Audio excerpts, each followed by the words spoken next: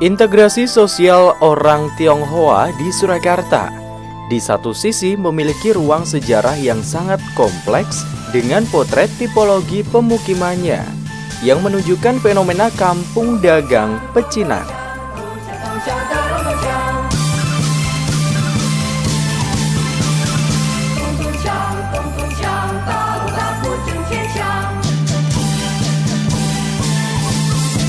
Jadi kalau kampung pecinan yang kita sering lihat di media maupun di film-film, itu adalah sebuah komunitas pecinan atau komunitas Tionghoa yang menjadi satu. Jadi sebuah lokasi yang isinya semua Tionghoa, baik berdagang apa saja, berkegiatan apa saja menjadi satu. Tapi kalau kita melihat di Solo, semua orang atau sejarawan bilang bahwa di Solo ini sebetulnya pembaurannya sangat-sangat luar biasa. Jadi di Solo ini tidak ada yang namanya kampung pecinan, karena mereka semua bersama-sama sesuai dengan bisnisnya. Kalau yang mereka bisnis, misalnya toko-toko kelontong yang ada di Coidan di subderetan Klenteng Dien Koksi, kemudian toko-toko emas dan pedagang-pedagang yang lain yang sederetan dengan Coidan, dengan Klenteng Coidan. Kemudian beberapa lokasi ini kita melihat mereka bersama-sama karena kesamaan usahanya, bukan karena mereka merasa sama-sama Tionghoanya. Jadi memang di Solo ini sangat unik. Kita melihat dalam sejarah pun sebenarnya tidak pernah ada konflik antara Tionghoa dan penduduk setempat atau siapapun sukunya. Bahkan kalau kita melihat di Kepanjen, Sudiro Prajan yang selalu menyelenggarakan Gerbek Sudiro, di sana betul-betul sudah menyatu antara, kalau dahulu disebut pribumi, sekarang hanya ada warga negara Indonesia dan warga negara asing, apapun sukunya, antara Jawa dan Tionghoa itu sudah tidak ada perbedaan sama sekali dan mereka hidup berdampingan, mereka hidup harmonis, mereka hidup saling toleransi. Ini terjadi di Kepanjen. Bahkan biasanya orang menyebut ampiang, yaitu kacangnya Cina, gulanya Jawa. Saya selalu sampaikan, saya sendiri walaupun juga ampiang, 50% adalah Jawa, 50% Tionghoa, tapi yang penting dan yang pasti saya harus 100% Indonesia. Ini pun yang akan terjadi nanti berapa tahun ke depan. Karena setiap suku di Indonesia dengan kemajuan teknologi, dengan kemajuan transportasi, dengan kemajuan segalanya, hubungan semakin dekat, tidak ada jarak di antara kita. Akhirnya akan terjadi asimilasi yang alamiah, tidak asimilasi yang dipaksakan. Seperti zaman Orde Baru misalnya kita harus berganti nama, saya pikir tidak ada artinya. Lebih baik seperti Bapak Yap Chuan Bing yang ikut menandatangani tokoh kemerdekaan, yaitu sejarawan PPU PKI. Inilah yang kami harapkan. Jadi nanti ke depan Tionghoa menikah dengan suku apapun, misalnya Jawa, Batak, apapun, Sunda, sebaliknya Sunda dengan Batak, ini akan terjadi. Dan akhirnya mereka semua juga sudah tidak 100% salah satu suku, tapi yang pasti mereka adalah 100% Indonesia yang punya kewajiban, punya tanggung jawab, punya kontribusi bagaimana membangun Indonesia dan NKRI. Di sisi lain, keberadaan orang Tionghoa di Solo memiliki rentang panjang sejarah sosial ekonomi yang sangat tua dalam proses integrasi sosial mereka dengan kaum pribumi.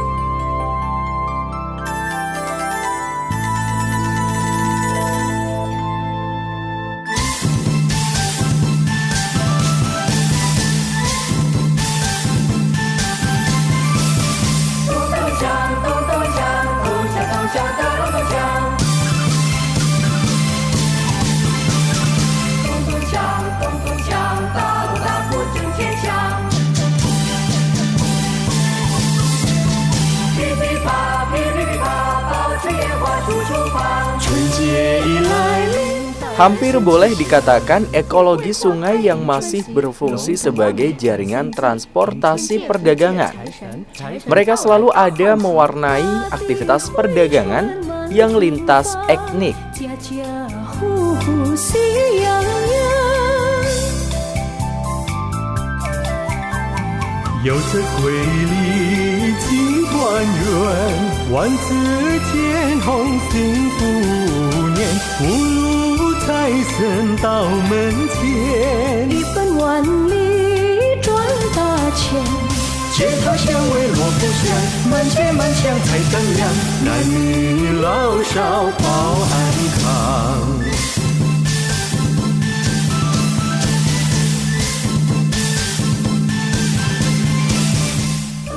Dalam hal ini, peradaban besar Sungai Bengawan Solo periode kuno di zaman Mataram Kartasura, orang Tionghoa sudah bermukim dan meramaikan komunitas dagang di sana.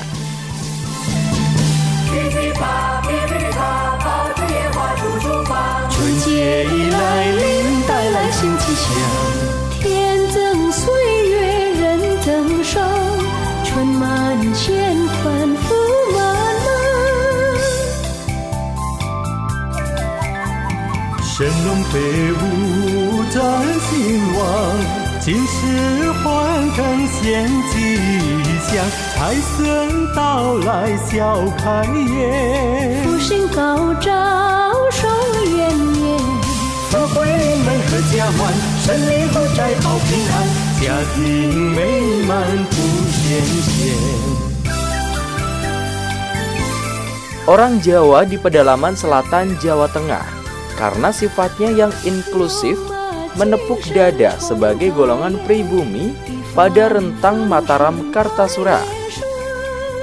Tapi momentum sejarah geger pecinan Kartasura menunjukkan bahwa potret integrasi sosial Tionghoa dengan pribumi Jawa sudah lekat dalam ikatan struktur sosial kelas menengah di Jawa.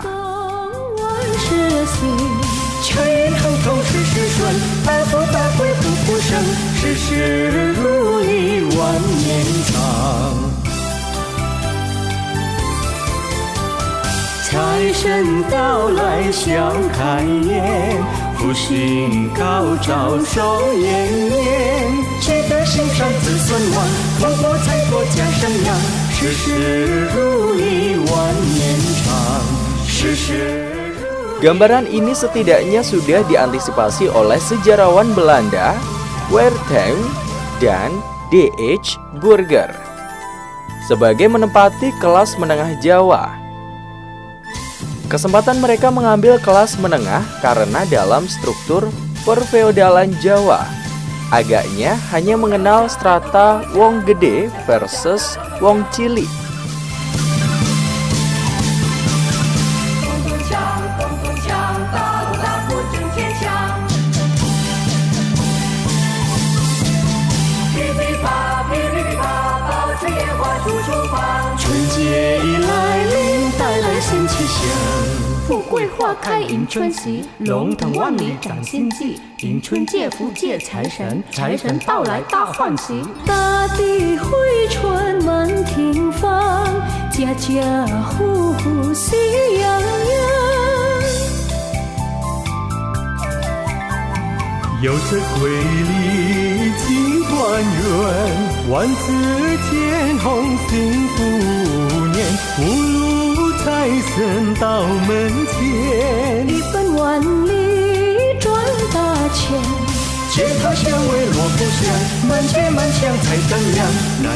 Filsafat sosial resmi ekonomi feodal Jawa hanya mengenal prinsip kekuasaan identik dengan kekayaan seseorang. Oleh sebab itu, sistem ekonomi feodal, pendapatan diukur berdasarkan besar kecilnya prinsip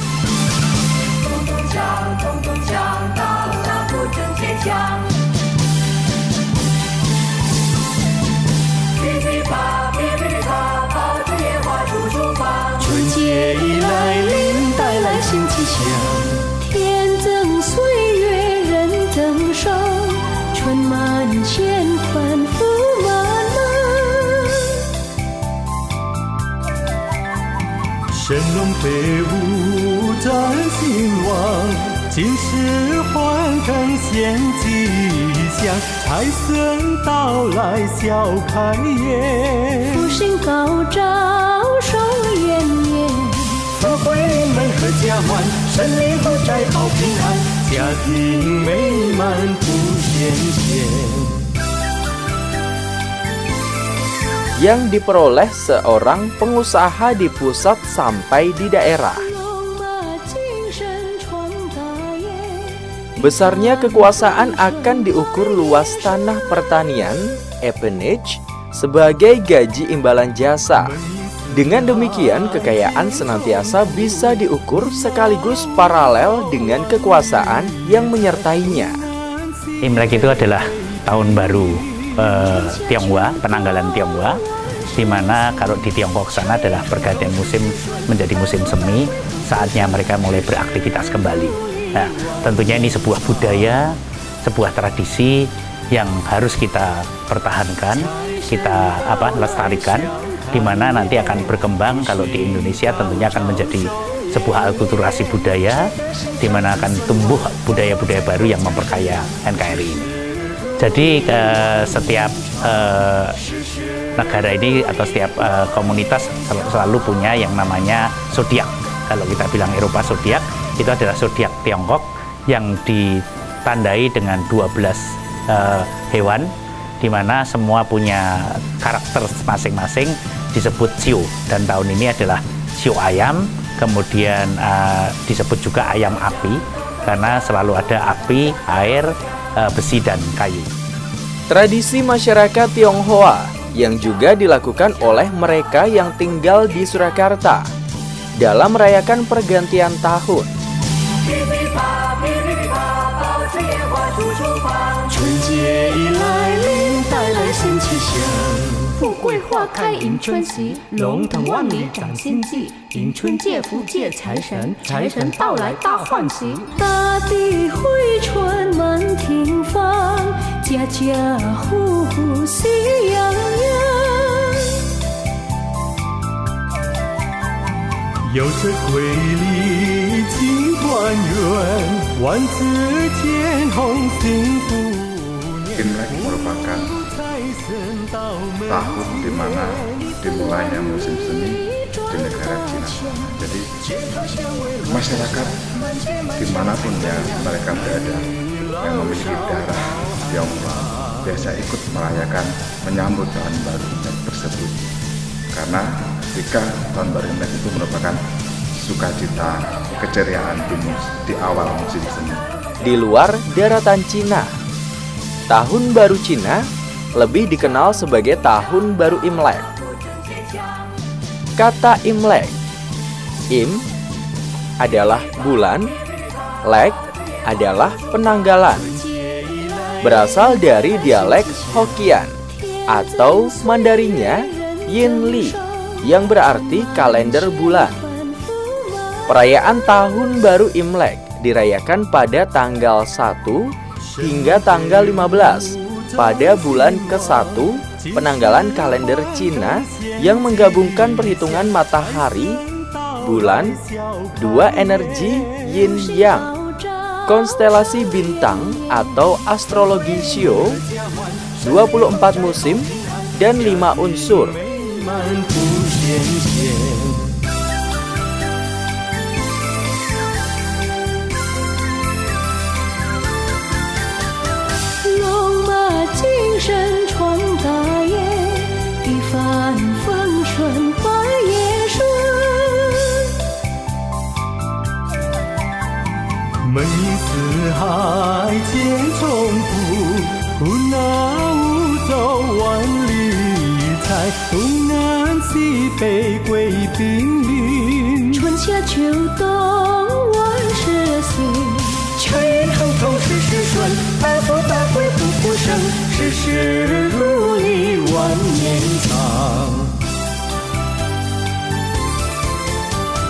财神到来笑开颜，福星高照寿延年，取得心上子孙旺，福祸财多家。 Dalam tradisi Buddhis, di mana akulturasi atau perpaduan antara budaya Buddhis dan budaya Tionghoa sangat kental sekali, di mana ada tradisi-tradisi yang dilaksanakan di setiap wihara-wihara, mulai dari membersihkan rupang-rupang yang ada, membersihkan wihara, memasang lampion, lalu kemudian diadakan upacara kebaktian menyambut malam tahun baru Imlek, serta memberikan ungkapan terima kasih, ungkapan kebahagiaan dan syukur kepada Sang Pencipta atas karunia-Nya dapat melewati tahun yang lalu dan akan dapat menyambut tahun yang akan datang dengan lebih baik lagi.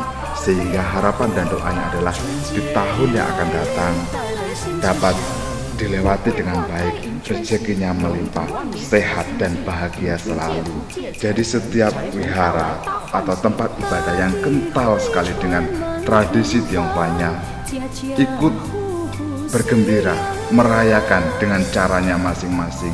Ada yang melaksanakan ritual namaskara kepada para Buddha, para dewa, serta makhluk-makhluk suci lainnya untuk mengungkapkan rasa bahagianya dan mempersiapkan diri untuk menyambut Tahun Baru Imlek. Tahun Baru Imlek ini bertepatan dengan Tahun Ayam, sehingga harapannya adalah seperti filosofi ayam, di mana ia mengumpulkan makanan dengan gigih mencari makanan dengan caranya yang sedikit demi sedikit mengumpulkan rezekinya, dan ia mengasuh anak-anaknya dan memberikan makanan, sehingga diharapkan filosofi dari ayam tersebut dapat memberikan manfaat dan berkah bagi kehidupan kita semua. Festival Imlek dari tahun ke tahun semakin ramai menyedot pengunjung. Tidak hanya etnis Tionghoa, masyarakat umum juga mengapresiasi dan berpartisipasi dalam agenda tahunan yang selalu menghadirkan warna-warni lampion di kota Solo itu. Bahkan, sejak 3 tahun lalu, Festival Imlek selalu dinanti setiap Februari. 福星高照，寿延年，富贵满阖家欢，胜利后宅好平安，家庭美满不羡羡。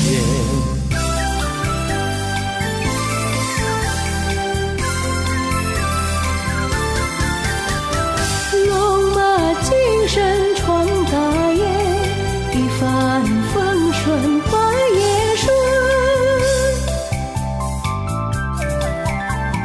门迎四海皆从福，苦恼无走万里财，东南西北。 Pertama, saya selalu memberikan apresiasi yang luar biasa kepada masyarakat Sudiro Prajan, khususnya kepada panitia Grebek, di mana sudah beberapa tahun kami selalu saling mendukung, dan kita melihat semakin tahun semakin berkualitas acara Grebek ini dan menjadi branding Kota Solo, di mana kita bisa mendatangkan wisatawan atau menjadi salah satu destinasi wisata, baik itu domestik maupun mancanegara, di mana yang kita dalam tanda petik kita jual adalah perbedaan di Solo ini ternyata bisa berjalan dengan sangat-sangat harmonis. Nah, inilah saya selalu sampaikan, karena acara Grebek Sudiro adalah acara budaya menurut teman-teman panitia yang sangat-sangat kental dengan keharmonisan, akulturasi, campuran atau kemajemukan pluralisme dari berbagai budaya, khususnya Tionghoa dan Jawa yang ada di Solo. Mereka betul-betul sudah menjadi satu, termasuk yang ada di kampung Kepanjen. Nah, inilah kami sendiri dari panitia Imlek, semakin hari juga kami semakin mengajak semua pihak, karena kami merasa bahwa Imlek ini sudah bukan milik siapa-siapa, bukan milik panitia ataupun komunitas tertentu yang ada di Solo, tapi adalah milik masyarakat Solo. Nah, tentunya dengan kita selalu berkolaborasi, saling mendukung, bekerja sama, di mana niat kita semua adalah untuk Solo. Kami berharap ke depan Solo Imlek Festival tahun berapapun ke depan, dan Grebek yang diselenggarakan oleh panitia Grebek akan terus semakin berkualitas, semakin memberikan branding bahwa Solo adalah kota yang sangat pluralisme, kemajemukannya, toleransinya, semuanya menjadi satu. Jadi kebinekaan yang ada di Solo ini luar biasa, sehingga kami tema dari panitia Solo Imlek Festival 2017 atau 2568 ini pun kita selalu berikan tema merajut kebinekaan untuk memperkokoh NKRI. Sebagian besar pemain barongsai, liong, dan wushu yang tampil di panggung bukan etnis Tionghoa. Sedangkan panitianya berasal dari berbagai organisasi sosial, lintas umur, agama, dan etnis. Bukan hanya 5 organisasi Tionghoa seperti sebelumnya. 岁月人增寿现反复漫漫。神龙飞舞展兴旺，今世换更现吉祥，财神到来笑开颜，福星高照寿延年，富贵门阖家欢。 Jadi seperti Cuan Ming Kong Wei yang berdiri sejak 1932, memang sejarahnya adalah organisasi Tionghoa, 6 organisasi yang bergabung menjadi satu karena punya pelayanan yang sama, yaitu peralenan atau kematian. Tapi sebelum tahun 65, organisasi ini berganti nama menjadi Perkumpulan Masyarakat Surakarta, di mana sejarahnya hingga sekarang, sejak sebelum 65 atau 60-an, pengurus kami, bahkan sekarang anggota kami sudah tidak khusus Tionghoa. Pengurus kami pun ada waktu itu Pak Haji Basri Yusuf, kemudian ada juga Pak Roso, dan banyak sekali Pak Sugeng Susilo yang dulu juga sebagai sekretaris PBI. Mereka semua pernah menjabat pengurus di Perkumpulan Masyarakat Surakarta, dan kami organisasi yang sekarang sangat komitmen terhadap sosial kemasyarakatan dengan berbagai bidang pelayanan, bahkan olahraga sampai kesenian, kebudayaan, dan lain sebagainya. Menurut Sumartono, penggagas festival Imlek yang digelar sejak 2014, siapapun yang tertarik boleh bergabung karena Imlek sudah menjadi milik kita semua, bukan hanya orang Tionghoa.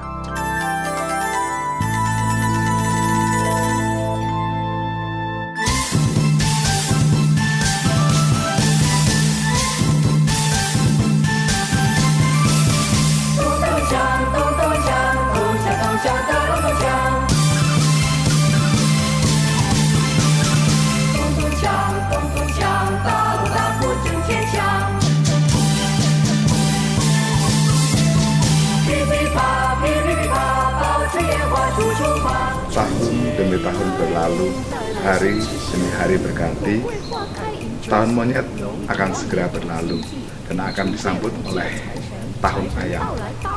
Saya, Ibu Duta Arya, mewakili keluarga besar Wihara Lotus Surakarta mengucapkan selamat tahun baru Imlek 2568 tahun 2017. Semoga berkah selalu menyertai, kebahagiaan selalu menyertai, negara tercinta selalu makmur tanpa harja, pemimpin kita pun selalu diberkahi dengan kebijaksanaan dan kebahagiaan sehingga masyarakatnya dapat damai dan sejahtera. Om Yitopo.